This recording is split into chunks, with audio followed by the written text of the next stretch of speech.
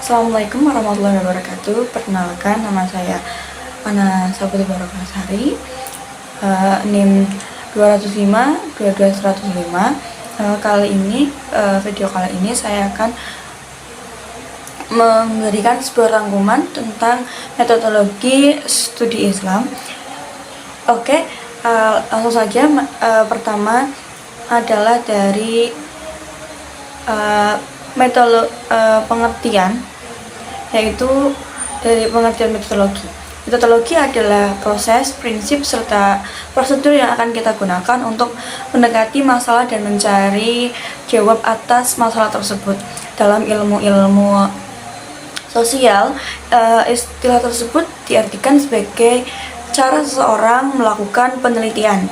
Sedangkan studi keislaman melingkupi suatu studi mengenai agama dan tentang aspek-aspek keislaman dari kebudayaan masyarakat muslim. Metodologi juga masalah penting dalam sejarah pertumbuhan ilmu. Metodologi kognitif yang betul untuk mencari kebenaran adalah lebih penting daripada filsafat, sains, atau hanya mempunyai bakat. Mengetahui bahwa dalam abad-abad pertengahan, Eropa menghabiskan waktu lebih dari 1000 tahun dalam keadaan stagnansi dalam masa bodoh atau tidak mengerti akan adanya ilmu, tetapi stagnansi dan masa bodoh akan hal itu berubah menjadi kemungkinan revolusioner yang multifaset dan dalam bidang sains. Nah, selain dalam bidang sains, juga ada dalam bidang seni dan sastra, juga wilayah hidup dan kehidupan manusia yang lebih sosialitas. Terus ada pemahaman dari Mas Tuhu, ruang lingkup kajian Islam adalah sebagai mana pertama yaitu ajaran agama untuk mencari makna dan terkandung dalam baik secara tekstual maupun kontekstual. Dalam kenyataannya ada ajaran yang bersifat qai, yaitu ajaran yang kebenarannya harus diterima apa adanya dan tidak perlu dipertanyakan lagi. Kedua, selain ajaran dari qai itu ada dari kajian Islam juga menyangkut personal implikasi, aplikasi, dan dampak ajaran agama dalam tata kehidupan nyata, baik dalam individual, keluarga, kelompok, maupun komunitas. Nah, untuk sebab selanjutnya yaitu pendekatan dalam studi Islam. Nah, dalam pendekatan studi Islam ada berbagai pendekatan, diantaranya yaitu ada antropologi, ada pendekatan feminis, ada pendekatan psikologi, dan psikologi tentang agama yang dimaksudkan di sini, dan pendekatan sosiologis. Selanjutnya ada teologi, pendekatan terakhir yaitu fenomenologi. Nah, melalui pendekatan tersebut, pendekatan dalam piranti ilmu sosial humaniora yang dapat digunakan untuk melihat fenomena keagamaan dalam Islam. Nah, dikarenakan tadi sudah saya sebutkan beberapa pendekatan, di sini saya akan menyebutkan satu atau dua pendekatan yang akan saya jelaskan. Yang pertama yaitu ada pendekatan antropologi. Nah, secara harfiah atau bahasa Yunani yaitu dari kata anthropos yang artinya manusia, sedangkan logos yang artinya itu berarti studi atau pembelajaran. Nah, antropologi merupakan suatu disiplin ilmu yang berdasarkan rasa ingin tahu yang tiada henti-hentinya menguak tentang umat manusia. Dengan kata lain, antropologi adalah ilmu manusia dan suatu istilah yang sangat tua. Dahulu istilah ini digunakan dalam arti lain, yaitu ilmu tentang ciri-ciri tubuh manusia atau anatomi yang biasa kita sebutkan sekarang itu. Dan pada abad ke-20 secara perkembangan antropologi, istilah itu mulai dipakai terutama di Inggris dan Amerika dalam arti yang sama dengan entologi pada awalnya. di Inggris dan di Amerika menggunakan kata itu, kemudian beralih kepada antropologi, dan setelah itu hal ini sudah wajar bagi kalangan ilmu yang mempelajari tentang manusia. Perspektif dengan pendekatan antropologi tadi atau tentang anatomi tubuh manusia, Islam juga sangat berperan penting dalam hal ini karena benar-benar diperinci akan adanya anatomi dalam Islam, seperti halnya ada toharoh, bagaimana kita bersuci, sebelah mana saja yang harus terkena air saat wudhu, terus berbagai banyak perspektif tentang hal itu dalam kajian Islam.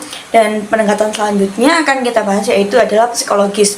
Nah, dalam psikologis ini dilabeli dengan adanya agama. Nah, di sini kita pada bidang ini itu seolah-olah menunjukkan bahwa cabang psikologi atau concern dari subjek agama sejajar dengan psikologi pendidikan atau psikologi klinis atau karya-karya yang diterbitkan dengan menggunakan judul psikologi agama, dan judul terkait akan menunjukkan sebagai cabang dari cangkupan besar.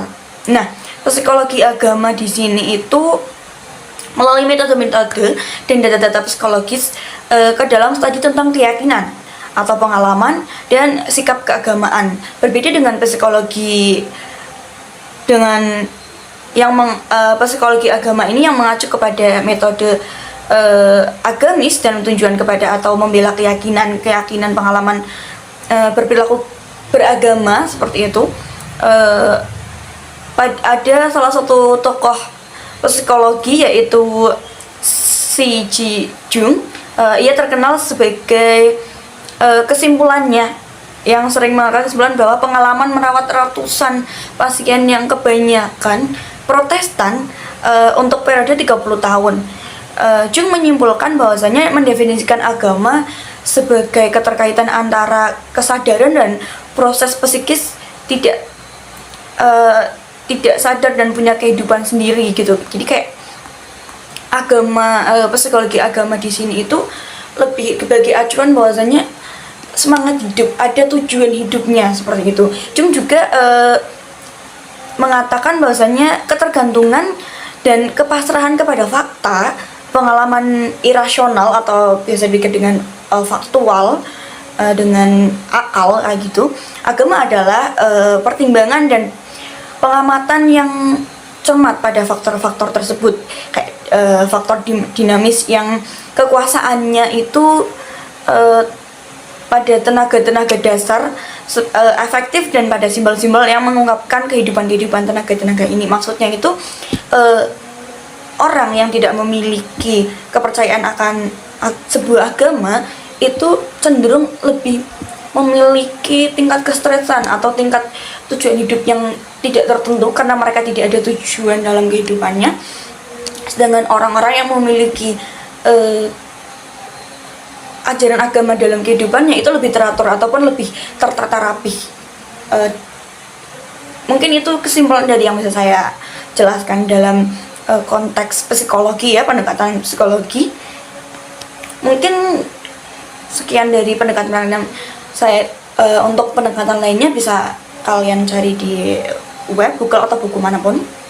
Nah, pada sebab selanjutnya yaitu adalah studi Islam dalam lintas sejarah peradaban. Berikut yang akan saya sampaikan. Nah, sejarahnya itu pertama-tama dari studi Al-Quran pada masa Nabi Muhammad SAW difokuskan kepada pendalaman pemahaman Al-Quran. Rasulullah langsung bertindak langsung sebagai penafsir atau penerjemah dalam Al-Quran yang dibuat oleh Allah Subhanahu Wa Taala. Kedua yaitu ada sejarah studi hadis yang dimaksudkan sebagai kajian yang menjadikan hadis Nabi Muhammad SAW sebagai objek kajiannya, sedangkan ada hal lain yaitu sebagai sahabat-sahabat perawi yang nantinya berperan dalam menafsirkan atau memberikan arti dari objek-objek tersebut. Nah, hadis-hadis di sini itu bisa sampai beberapa perawi atau yang meriwayatkan atau hadis di sini tuh kebanyakan itu tingkah Rasulullah pada saat beliau masih hidup, yang menjadi panutan atau menjadi sebuah panutan hukum bagi umat Islam. Selanjutnya ada periode pada kekuasaan dinasti Umayyah, yaitu di dua kota, yaitu Hijaz dan Makkah. Kota Hijaz, Makkah, dan kota kembar yaitu Irak, Basrah, dan Kufah berkembang menjadi pusat aktivitas intelektual di dunia Islam. Jadi pada dinasti tersebut ada beberapa kota yang benar-benar berkembang pesat dalam intelektualnya. Nah, di dalam sejarahnya juga terdapat ada beberapa ahli sejarah, yaitu pada Persia atau Tabrani. Dia adalah sejarawan terbaik dalam dunia Islam, seorang penulis yang memiliki banyak karya. Ia menulis sekitar 40 halaman setiap hari selama 40 tahun. Nah, penulis yang terbaik selanjutnya yaitu adalah penulisan puisi paling terkenal adalah Umar Ibnu Abi Raibah. Ia adalah raja penulis puisi yang berpaham bebas, yang dikenal sebagai Ovid, penyiar Romawi Arab. Pada masa itu dilakukan upaya pertama untuk menghimpun puisi pra-Islam. Nah, yang dikerjakan oleh Hamad Ar-Rawiyah, seorang perawi hadis sekolah puisi provinsi pada dinasti Umayyah, dikepalai oleh Farazkot. Mohon maaf ini jika ada salah penyebutan nama-nama karena memang cukup susah ya. Ada pembahasan terakhir, yaitu saya akan membahas antara Islam dengan agama-agama lain. Nah, bisa dipahami bahwasanya Islam adalah agama yang monoteisme, yang merupakan penyempurna dari agama-agama monoteisme sebelumnya, yaitu Nasrani, Yahudi. Nah, jadi Islam dan agama-agama terdahulu juga dibawa oleh para nabi-nabi terdahulu, yang kita tak ketahui bahwasanya Islam adalah dibawa oleh Nabi Muhammad SAW. Nah,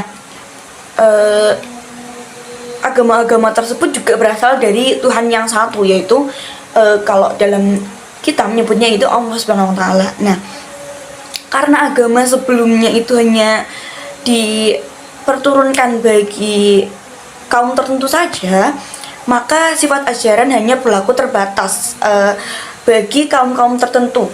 Nah, Islam kemudian muncul sebagai agama yang menyempurnakan dari agama-agama terdahulu dalam bentuk umat semesta alam, untuk semua kaum, untuk semua jajaran apapun itu adalah tujuan dari agama Islam untuk agama-agama yang lain.